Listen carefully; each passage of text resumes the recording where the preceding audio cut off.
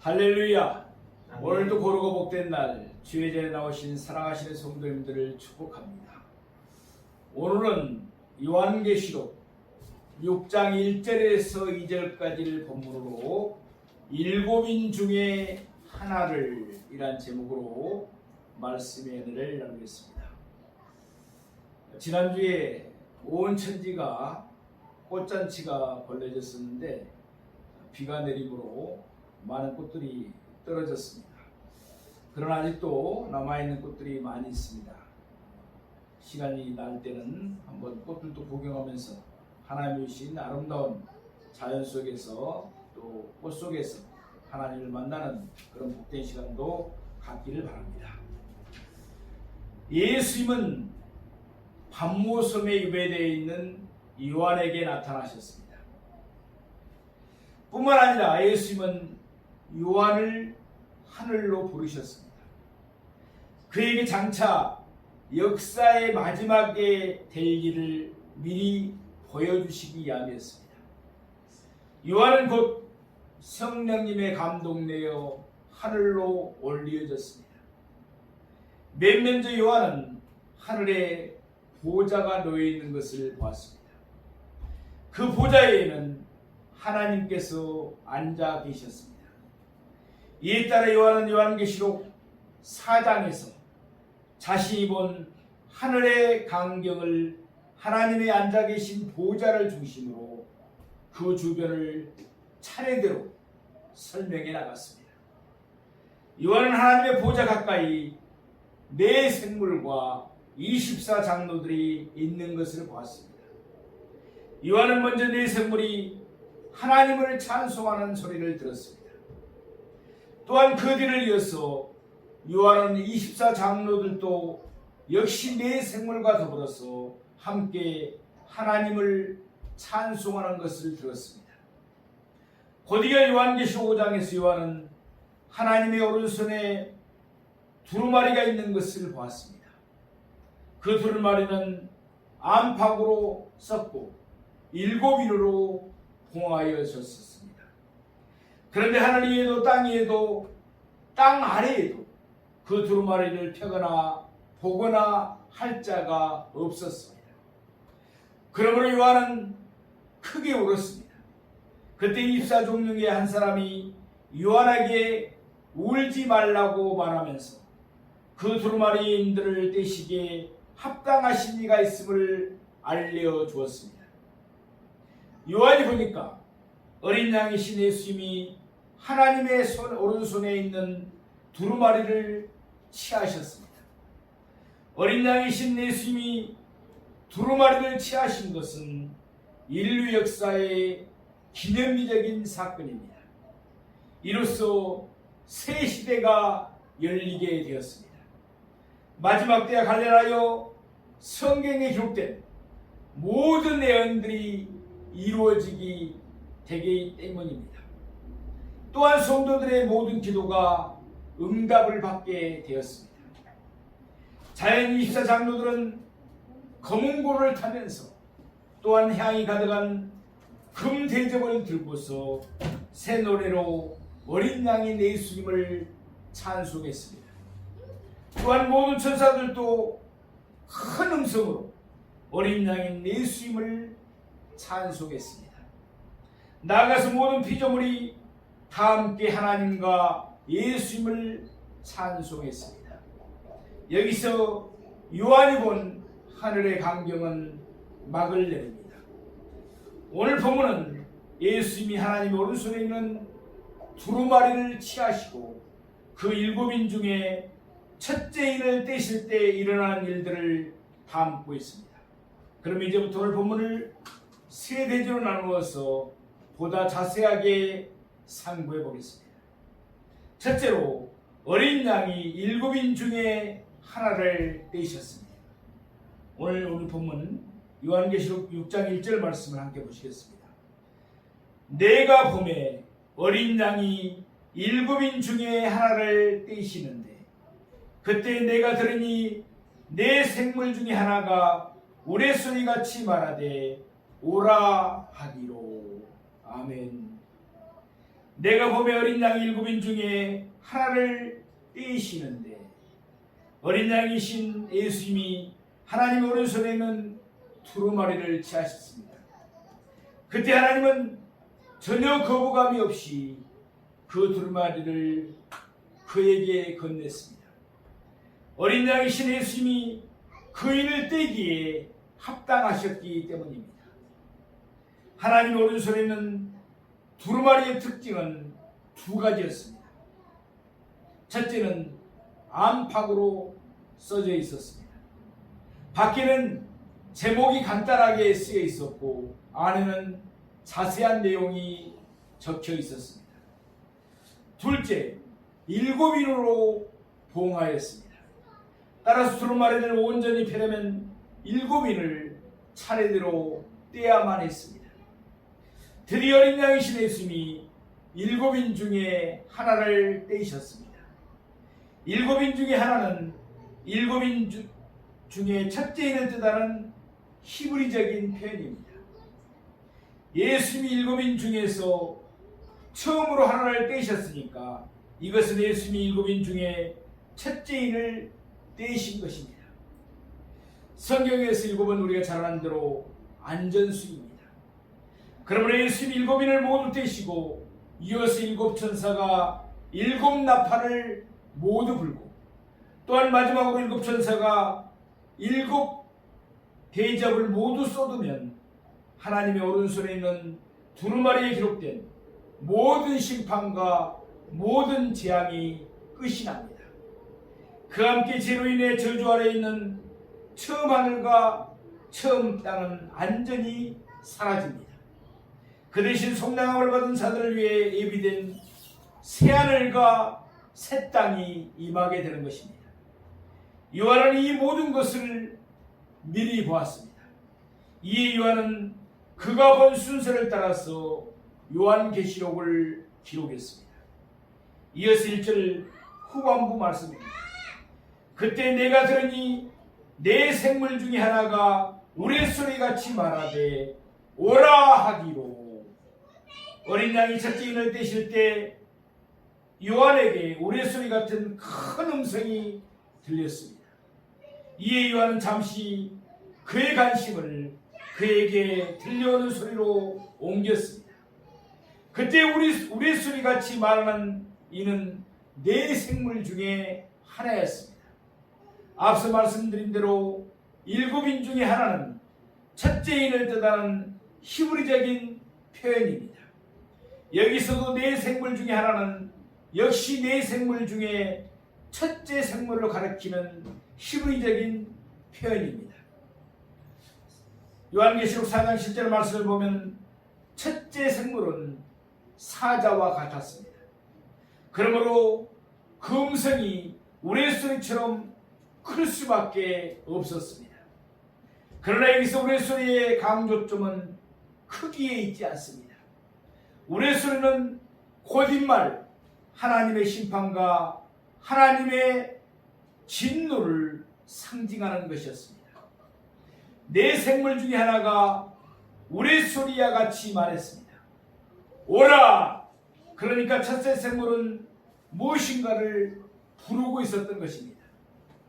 첫째 생물의 부름에 따라 땅에 임할 하나님의 심판을 상징하는 무엇인가가 나올 것입니다. 그리고 그 정체는 다음 절에서 밝혀지고 있습니다. 사랑하시는 성도 여러분, 하나님은 각 사람에게 그 행한 대로 보응하십니다. 물론 예수님 안에 있는 우리에게는 결코 정죄함이 없습니다. 그러므로 예수님 안에 있는 우리는 심판을 받지 않습니다. 그러나 예수님 밖에 있는 자는, 예수를 믿지 않는 자는 하나님의 심판을 받아야 합니다. 행위 아직도 예수님 밖에 있지는 않습니다. 이 시간 예수님을 꼭 영접하시기 바랍니다. 그리고 예수님 안에 있는 우리 모두는 예수님의 충성된 증인이 되십시다. 영원 구원에 힘쓰는 우리가 되기를 원합니다. 그래야 예수님의 칭찬을 받고 예수님이 주시는 상을 받는 우리가 되기를 축원합니다. 둘째로 요한은 흰말과 그 위에 탄 자를 봤습니다.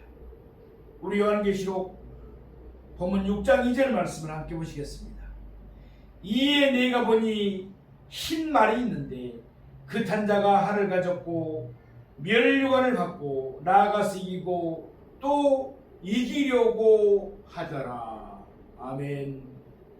이에 내가 보니 첫째 성물은 우리의 소리같이 말했습니다. 오라. 첫째 생물이 부르는 소리에 따라 요한의 눈앞에 무엇인가가 등장했습니다.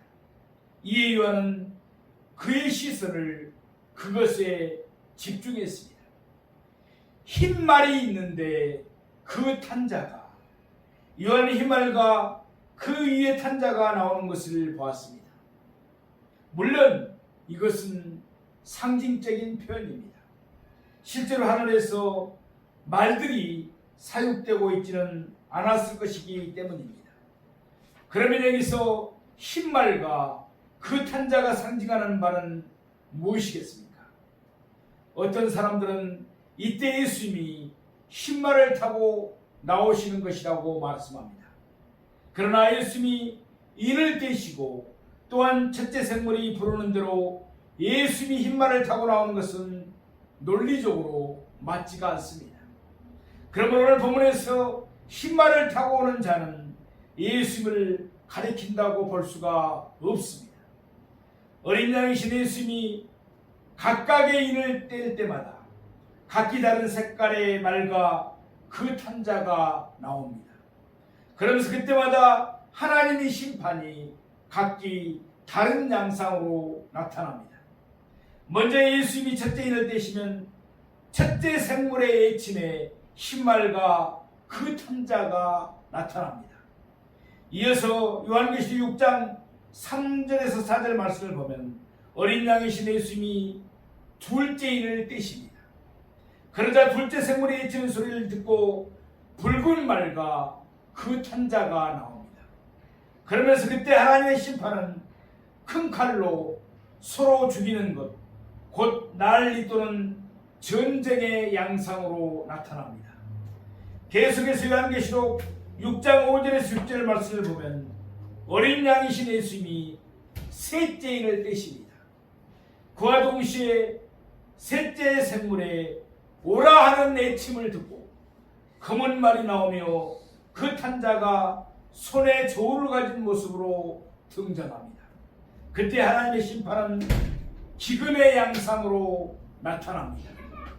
다음으로 요한계시록 6장 7절에서 8절의 말씀을 보면 어린 양이신 예수님이 넷째 인을 떼십니다. 그러면 마지막 넷째 생물에 오라 하는 외침에 청황색 말이 나오고 있습니다. 그 탄자의 이름은 사망입니다. 말하자면 이때 하나님의 심판은 사망이라는 양상으로 나타납니다. 이와 같이 어린 양이신 예수님이 각각의 인을 떼실 때마다 하나님의 심판이 각기 다른 양상으로 나타납니다.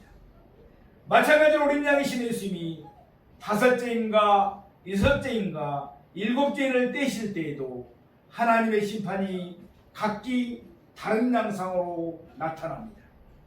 그렇다면 오늘 본문에 등장하는 흰말과 그 위에 탄 자는 하나님의 심판이 어떤 양상으로 나타냄을 상징하겠습니까? 흰마리를 찾을 수 있는 말씀이 있습니다. 오늘 본문 바로 다음에 나오는 요한계시록 6장 3절에서 4절에 있는 말씀입니다. 둘째 인을 떼실 때 내가 들으니 둘째 생물이 말하되 오라 하니 이에 다른 붉은 말이 나오더라. 그 탄자가 허락을 받아 땅에서 화평을 제하여 버리며 서로 죽이게 하고 또 큰 칼을 받았더라. 아멘. 장차 역사의 마지막 때 이 땅에는 한 일해 동안에 환란이 있을 것입니다. 한 일에는 우리가 잘 아는 대로 7년을 말합니다. 이는 하나님의 심판이 임한 결과입니다. 그런데 그 한 일의 전반부는 잠깐 동안의 화평이 있을 것입니다. 물론 이는 진정한 의미의 평화가 아닙니다. 다니엘서 9장 27절 전반부에 있는 말씀입니다. 그가 장차 많은 사람들과 더불어 한 일의 동안에 언약을 굳게 맺고 그가 그 일의 절반에 제사와 예물을 금지할 것이며 또 포약하여 가정한 것이 날개를 의지하여 설 것이며 여기에 그는 적그리스도를 가리킵니다. 장차 마지막 때 적그리스도는 많은 사람들과 한 일의 동안의 언약을 굳게 맺습니다.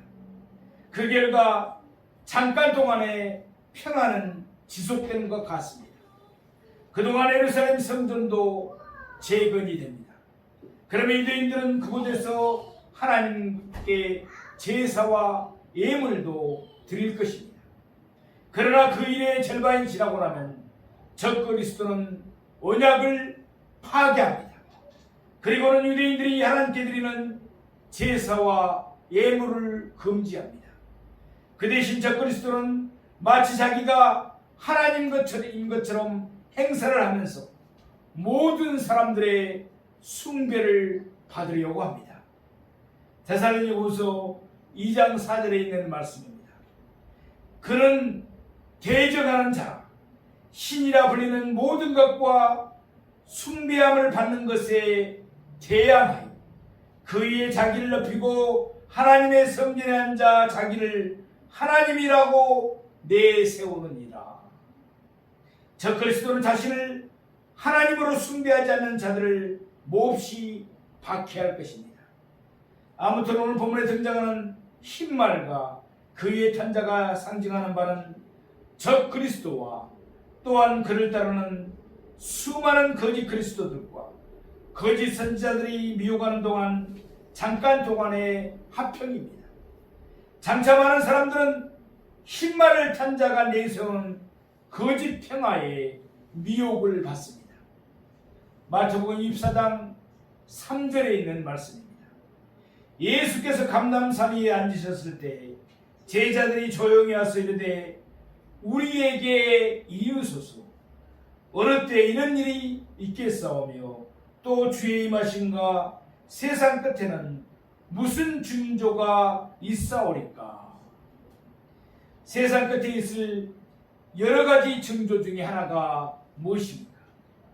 마태복음 24장 4절에서 5절에 있는 말씀입니다.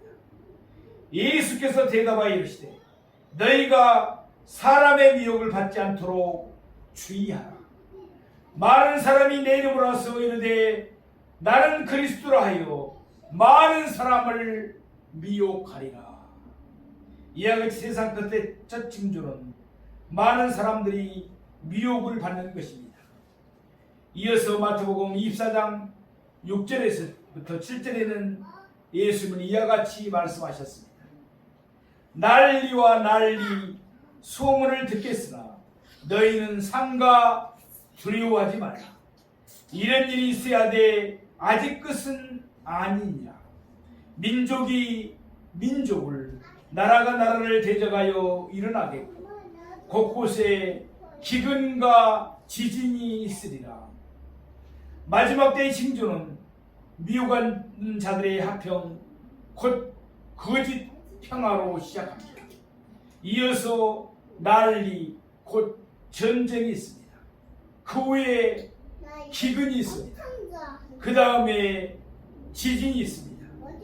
어린 양이신 예수님이 각각의 일을 떼실 때에도 이와 똑같은 순서로 심판의 양상이 나타납니다. 사랑하시는 성도 여러분, 흰말과 그 탄자가 보기에는 그럴듯합니다. 마지막이 가까울수록 수많은 거짓 그리스도들이 일어나서 평화를 약속하며 사람들을 미혹합니다. 그들에게 미혹을 받으면 멸망입니다. 이어지는 하나님의 무서운 심판들을 받아야 하기 때문입니다. 예수님을 바라보십시다. 예수님의 말씀에 귀를 기울이십시다. 예수님은 우리의 소망입니다. 예수는 우리에게 진정한 평화를 주십니다. 그러므로 날마다 우리와 함께 하시는 예수님의 손을 굳게 붙잡고 언제나 예수님 안에서 참 평안을 누리는 우리 모두가 되기를 축복합니다. 셋째로 요한은 흰말을 탄 자의 특징을 묘사했습니다. 우리 요한계시록 6장 2절 말씀을 함께 보시겠습니다. 이에 내가 보니 흰말이 있는데 그 탄 자가 활을 가졌고 멸류관을 받고 나아가서 이기고 또 이기려고 하더라. 오늘 본문에서 요한은 흰말을 탄 자의 특징적인 모습을 세 가지로 묘사했습니다. 첫째, 흰말을 탄 자는 활을 가졌습니다. 활은 우리가 잘 아는 대로 무기의 일종입니다. 활은 화살을 쓰는데 사용됩니다. 그런데 흰말을 탄 자가 활을 가졌지만 화살을 가졌다는 말씀은 없습니다. 이는 흰말을 탄 자가 가진 활이 상징하는 바가 전쟁이 아니기 때문입니다. 영어로 활을 우리가 잘 아는 대로 바우라고 합니다. 비가 온 뒤에 하늘에 활 모양으로 떠오르는 것이 있습니다. 무엇입니까? 무지개입니다. 레인보우입니다. 마찬가지로 헬라어로서는 오늘 본문의 활과 창세기 9장 13절에 나오는 무지개는 똑같은 단어입니다. 무지개는 언약을 상징합니다. 장차 적그리스도는 많은 사람들과 한 일 동안의 언약을 맺습니다. 그는 사람들에게 화평을 약속합니다. 많은 사람들이 미혹을 받아 그와 언약을 맺습니다. 이처럼 흰말을 탄 자가 활을 가지는 것은 적그리스도가 화평의 언약으로 많은 사람들을 미혹할 것을 뜻합니다. 둘째, 흰말을 탄 자는 멸류관을 받았습니다. 본시 멸류관은 이긴 자가 받는 것입니다.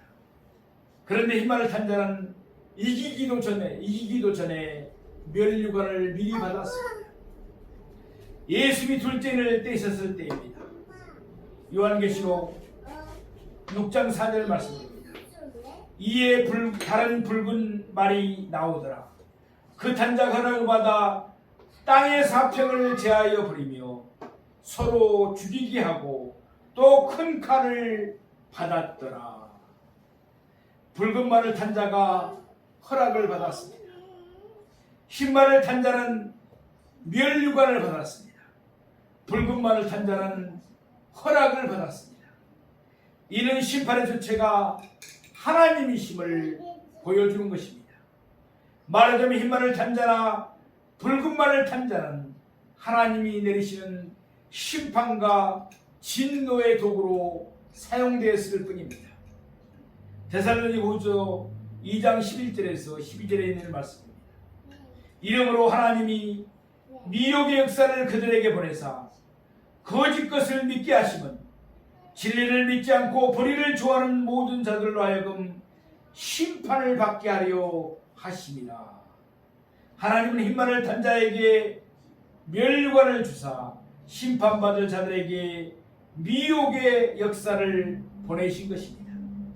셋째, 흰말을 탄 자는 나아가서 이기고 또 이기려고 했습니다. 말하자면 될수록 많은 사람들을 미혹하려고 했던 것입니다. 많은 사람들이 그가 약속하는 거짓된 합평으로 말미암아 미혹될 것입니다.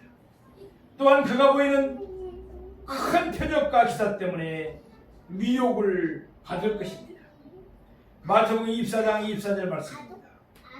거짓 그리스도들과 거짓 선지자들이 일어나 큰 표적과 기사를 보여 할 수만 있으면 택하신 자들도 미혹하리라.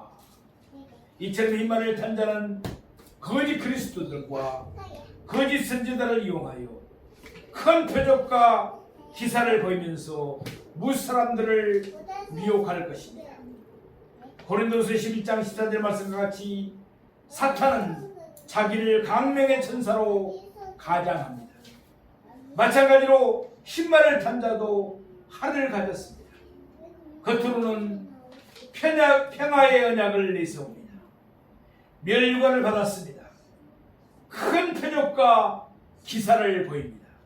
그러면서 무사람들을 미혹하려 듭니다.